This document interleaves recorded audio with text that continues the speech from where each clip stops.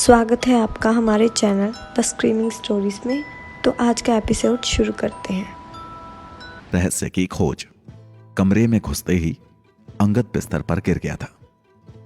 उसे पता ही नहीं चला कि कब गहरी बेहोशी जैसी नींद ने उसे अपने आगोश में ले लिया। उसकी आंख अगली सुबह 8 बजे खुली। उसने अपने फोन में देखा कि बिरजू की 4 मिस्ड कॉल्स पड़ी हुई थी। मैं तो आज काफी देर तक सो गया, इतना कहकर अंगद ने उसे वापस फोन मिला दिया। बिरजू ने तपाक से फोन उठाकर कहा, तुम कहां थे भाई? मैं काफी देर से तुम्हारा फोन मिला रहा हूं लेकिन तुमने उठाया ही नहीं। अंगद फटाफट बिस्तर से उतरते हुए बोला, कल रात थोड़ा देर से सोया था। खैर तुम ये बताओ कि कहां पर मिलना है? गांव के मार्केट के एकदम आखिरी छोर पर एक छोटा सा ढाबा है, मैं तुमसे वहीं पर मिलूंगा। ठीक है, मैं आधे घंटे में वहां पहुंच जाऊंगा। इतना कहकर अंगद फ्रेश होने के लिए बाथरूम में घुस गया। ठीक आधे घंटे बाद वो उसी ढाबे के पास खड़ा था। बिरजू ढाबे के एकदम किनारे वाली टेबल पर बैठा था, जहां से बाहर का पूरा नजारा दिखता था। अंगद ने उसे देख लिया और उसके पास जाकर बैठ गया। बिरजू ने उससे पूछा, तुम कुछ लोगे?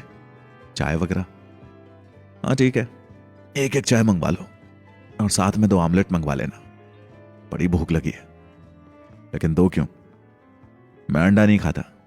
हाँ तो तुम्हारे लिए मंगवा भी कौन रहा है, मैं अपने लिए ही मंगवाऊंगा। बिरजू ने उसे अजीब तरीके से घूरा। उसके बाद लल्लन को बुलाकर कहा, अरे लल्लन भाई, 2 चाय और 2 ऑमलेट लेते आना। लल्लन ने पूछा, ऑमलेट 1 अंडे का या 2 अंडे का भैया? अंगद ने जवाब दिया, 2 अंडे के 2 ऑमलेट। उनका ऑर्डर लेकर लल्लन वहां से चला गया। बिरजू अजीब तरीके से अंगद को घूरने लगा तो अंगद ने कहा, क्या हुआ, ऐसे क्या देख रहे हो? बिरजू बोला, कुछ नहीं, तुम्हारी डाइट काफी अच्छी है। यार ये सब तो चलता ही रहेगा, लेकिन आज मैं तुमसे एक जरूरी बात करने आया हूं बिरजू। कल रात कुछ ऐसा हुआ जो तुम्हारे लिए जानना जरूरी है। हाँ कहो ना, क्या बात है? अंगद उसे कुछ बताने ही वाला था कि तभी अचानक से ढाबे के सामने एक जीप आकर रुकी और उसमें से हाथ में हॉकी स्टिक लिए धीरज और उसके दोनों चेले गगन और माधव बड़े ही उत्तेजित से बाहर निकले। उन्हें ऐसे आक्रामक मुद्रा में देखकर आसपास के लोग थोड़ा दूर दूर हो गए। उनमें से कुछ लोग आपस में खुसर पुसर कर रहे थे। ये तो गांव का सबसे बड़ा बाहुबली धीरज केसरवानी है, बड़े गुस्से में लग रहा है। आज यहां पर किसकी शामत आई है? धीरज उसी तरफ गया जहां अंगद और बिरजू बैठे हुए थे। उसने उनकी टेबल पर जोर से हाथ रखते हुए कहा, अरे यश सक्सेना भाई, तूने बताया नहीं कि ये बिरजू तेरा खास दोस्त है? अंगद ने उसकी तरफ देखकर कहा, यह क्या हरकत है? उसके पीछे खड़े गगन ने कहा, अरे चुप कर, मैंने तो कल ही कहा था धीरज भाई कि इसके बारे में कुछ ठीक नहीं लग रहा, लेकिन आपने मेरी बात मानी ही नहीं। वो तो मैं किसी काम से कल रात बिरजू के घर की तरफ से निकला और इसे उसके घर से बाहर निकलते हुए देख लिया, वरना इनका लिंक पता ही नहीं चलता। धीरज ने अंगद की तरफ देखकर गुस्से से कहा, अब शक की कोई गुंजाइश नहीं रह गई। जब तू बिरजू की बंजर जमीन देखने आया था तभी मुझे शक हुआ था कि भला बाहर से आए किसी आदमी को एक बंजर जमीन के टुकड़े में क्या इंटरेस्ट हो सकता है। लेकिन अब मुझे समझ में आया कि बिरजू ने तुझे अपनी जमीन का निरीक्षण करने के लिए भेजा होगा। उस वक्त तो तूने हम तीनों को आराम से बेवकूफ बना दिया था। बिरजू को उस दिन मैंने शिव मंदिर की सीढ़ियों पर सुरीति से बात करते देखा था। इसका मतलब साफ है कि ये लोग सुरीति को गांव से बाहर भगाने का प्लान बनाकर आए हैं। अंगद को उन पर गुस्सा आ रहा था, लेकिन उसने किसी तरह खुद पर काबू करते हुए कहा, मुझे तुम लोगों को सफाई देने की कोई जरूरत तो है नहीं, लेकिन फिर भी बता देता हूं कि मैं और बिरजू दोस्त नहीं है और ना ही मुझे इसकी पर्सनल जिंदगी की समस्याओं से कोई मतलब है। मैं यहां अपने काम से इससे मिलने आया था। धीरज हॉकी स्टिक को अपने कंधे पर टिकाता हुआ बोला, अच्छा अच्छा, तू बोलेगा और हम तेरी बात मान लेंगे। वैसे अच्छा बेवकूफ बनाया तुमने हम लोगों को, लेकिन अफसोस कि तुम्हारी चालाकी ज्यादा दिन नहीं चल सकेगी। कल फसल के देवता को फसल अर्पण की जाती है। अगर तुम दोनों इसी वक्त खेंदा से बाहर नहीं निकले तो फसल के साथ साथ तुम दोनों को भी देवता की भेंट चढ़ा दूंगा। बिरजू इतनी देर में अपना आपा खो चुका था। उसने टेबल से उठकर कहा, मुझे पता है कि तू मुझे इस गांव से बाहर क्यों भेजना चाहता है धीरज। तू यही चाहता है ना कि मैं अपने पिता के हत्यारों को ना पकड़ सकूं। क्या पता कि अरविंद अग्रवाल के साथ तेरा भी हाथ उन्हें मारने में। धीरज ने गुस्से से उसकी तरफ देखकर कहा, पागल हो गया है क्या? पूरा गांव जानता है कि तेरा बाप फसल के देवता के क्रोध का शिकार हुआ था। पिशाच देवता ने खुद अपने हाथों से गाजर मूली की तरह चीर कर रख दिया था रामू को। यह बिरजू के लिए ब्रेकिंग पॉइंट था। इसके बाद वो रुक नहीं पाया और धीरज को कसकर एक मुक्का जड़ दिया। बिरजू थोड़ा दुबला पतला था और धीरज के साथ साथ उसके दोनों दोस्त भी छुट्टे सांड की तरह थे। धीरज बिरजू को कॉलर से घसीटते हुए ढाबे से बाहर ले आया। वहां गगन पहले से हाथ में हॉकी स्टिक लिए तैयार था। एक जोरदार वार बिरजू की टांगों पर पड़ते ही वो चीख कर जमीन पर गिर पड़ा। तमाशा देखने के लिए बहुत लोग इकट्ठा हो गए थे। सामने वाली दुकान से अरविंद और उसके दोनों बेटे भी बाहर निकल आए थे। लगातार पड़ते हॉकी के कारण बिरजू जमीन से उठ तक नहीं पा रहा था। सुरीति किसी काम से अपने पिता की दुकान की तरफ आई हुई थी। जब उसने वहां इतनी भीड़ जमा देखी तो वो करीब पहुंची। बिरजू को इतनी बुरी तरह से मार खाता देखकर उससे रहा नहीं गया। वो उसे बचाने के लिए एकदम से आगे बढ़ी ही थी कि पीछे खड़े अरविंद ने एकदम से उसका हाथ पकड़कर कहा, तू कहां जा रही है? चुपचाप यहीं खड़ी रह। सुरीति अपना हाथ छुड़ाने की कोशिश करते हुए बोली, मुझे जाने दीजिए पिताजी, वरना धीरज बिरजू को मार डालेगा। अरविंद उसका हाथ और जोर से थामते हुए बोले, तुझे भला इसकी इतनी फिक्र क्यों हो रही है?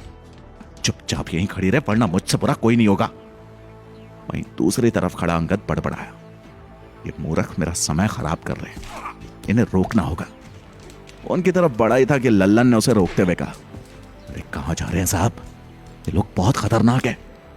माना कि बिरजू आपका दोस्त है, लेकिन उसके लिए इन लोगों से पंगा लेना ठीक नहीं। ये बिरजू तो गया आज, इसे पता नहीं है कि ये लोग मार मार कर इसका कितना बुरा हाल कर देंगे। पुलिस भी इनके मामले में कुछ नहीं बोलने वाली। धीरज ने पीछे मुड़कर अंगद से कहा, ढाबे वाले का कहना मान ले यश, अभी तो सिर्फ तेरा दोस्त पिट रहा है। तू बीच में पड़ा तो तुझे भी हम इतना मारेंगे कि तेरे सगे मां बाप भी तुझे नहीं पहचान सकेंगे। अंगद काफी देर से चाह रहा था कि किसी तरह से यह लड़ाई टल जाए, लेकिन धीरज की यह बात सुनते ही उसके अंदर ना जाने कौन सा स्विच ऑन हो गया। उसने एकदम से धीरज की हॉकी स्टिक को बीच हवा में ही पकड़ लिया। इससे पहले कि धीरज कुछ समझ पाता, अंगद ने बिजली की तेजी से एक घूंसा उसके थोपड़े पर मारा। धीरज अंगद का शक्तिशाली वार संभाल नहीं पाया और पीछे खड़ी अपनी जीप से बुरी तरह जा भिड़ा। यह देखकर उसके दोनों चेले बिरजू को छोड़कर तुरंत अंगद की तरफ गुस्से से दौड़े। अंगद उनके एकदम पास आने तक बिल्कुल शांति से खड़ा रहा। उसके बाद जब उन दोनों ने इकट्ठे उसे दबोचने की सोची तो आश्चर्यजनक फुर्ती का प्रदर्शन करते हुए अंगद एक पांव पर घूम गया और उसका दूसरा पांव माधव के मुंह पर पड़ा। गगन ने हॉकी स्टिक द्वारा प्रहार करने की सोची, लेकिन अंगद ने उसकी हॉकी स्टिक पकड़कर पहले उसे तेजी से अपने पास खींचा और उसके बाद उसके जबड़े पर ऐसा जोरदार मुक्का रसीद किया कि उसके किनारे वाले दो दांत उखड़कर बाहर आ गिरे। उन तीनों हट्टे कट्टे पहलवानों को ढेर करने में अंगद को 3 मिनट से ज्यादा समय नहीं लगा। वो सभी अपने हाथ या पैर पकड़े जमीन पर इधर उधर लौटकर करहा रहे थे।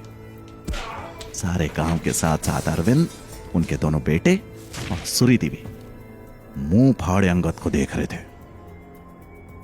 उसके बाद अंगद ने जमीन पर पड़े घायल बिरजू को हाथ देकर उठाया। उसके माथे, नाक और मुंह से खून की एक पतली धारें बह रही थी।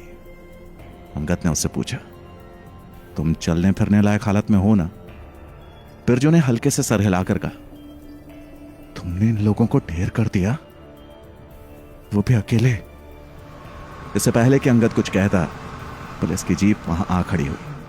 उसमें से इंस्पेक्टर कामरान 2 हवलदारों के साथ बाहर निकले और वहां खड़ी भीड़ को चीर कर जाते हुए बोले, हटो, हमें देखने दो क्या हुआ है।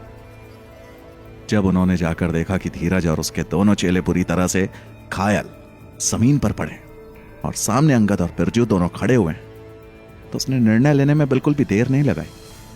उसने तुरंत अपने पीछे खड़े हवलदार से कहा, इन दोनों को तुरंत सार्वजनिक जगह पर अशांति फैलाने के जुर्म में गिरफ्तार कर लो। बाकी तीनों को हॉस्पिटल पहुंचाने का इंतजाम करो। जब हवलदार उन्हें हथकड़ी लगाने पहुंचा तो अंगद ने कोई विरोध नहीं किया, लेकिन उसने इंस्पेक्टर कामरान के पास पहुंचकर कहा, तुम गलती कर रहे हो इंस्पेक्टर, हमें ज्यादा देर तक जेल में कैद नहीं रख पाओगे, ये तो वक्त ही बताएगा। फिलहाल तो बिना किसी हंगामे के चुपचाप जीप में जाकर बैठ जाओ, तुमने ऑलरेडी काफी हंगामा कर दिया है। कामरान के इतना कहते ही दोनों अंगद और बिरजू जीप के पिछले हिस्से में हवलदार के साथ सवार हो गए। कामरान ड्राइविंग सीट पर बैठ गया और जीप थाने की तरफ चल पड़ी। ये सारा घटनाक्रम ऑटो ड्राइवर राजू अपनी आंखों के सामने घटित होता हुआ देख रहा था। जब पुलिस गई तब वो भी अपना ऑटो लेकर वहां से निकल गया। विपुल का लॉज गांव की बाहरी सीमा पर था। वो एक तरह से एक ऐसी जगह थी जहां से आगे खेंदा की सीमा को खत्म भी माना जा सकता था, क्योंकि उसके बाद 2-2.5 किलोमीटर तक सिर्फ छोटी छोटी पहाड़ियां और घने जंगल थे। यह स्ट्रेच हाईवे के लिए शॉर्टकट की तरह काम करता था, लेकिन लोग वहां से बहुत मजबूरी पड़ने पर ही जाते थे, अन्यथा वे पूरा गांव घूमकर दूसरी तरफ से ही हाईवे जाना प्रेफर करते थे, भले ही इसमें 2 किलोमीटर अतिरिक्त जुड़ जाए, क्योंकि शॉर्टकट होने के बावजूद वो रास्ता अधिकतर समय सुनसान ही रहता था। विपुल और गिरीश थोड़ा भारी भरकम फर्नीचर लॉज से बाहर निकाल कर रख रहे थे कि अचानक उन्होंने देखा कि राजू ऑटो लेकर निकल रहा है। गिरीश ने विपुल से पूछा, ये राजू इतनी फर्राटेदार स्पीड में कहां जा रहा है, वो भी उस सुनसान इलाके में? विपुल ने खींच कर कहा, अबे वो सुनसान इलाका हाईवे के लिए शॉर्टकट की तरह काम करता है, सवारी लेने की जल्दी होगी इसे, और क्या, तू काम पर ध्यान देना। पार्ट 8, पिशाच का सेवक। तो आज का एपिसोड होता है यहीं ख़त्म। आगे का एपिसोड देखने के लिए चैनल को सब्सक्राइब करें।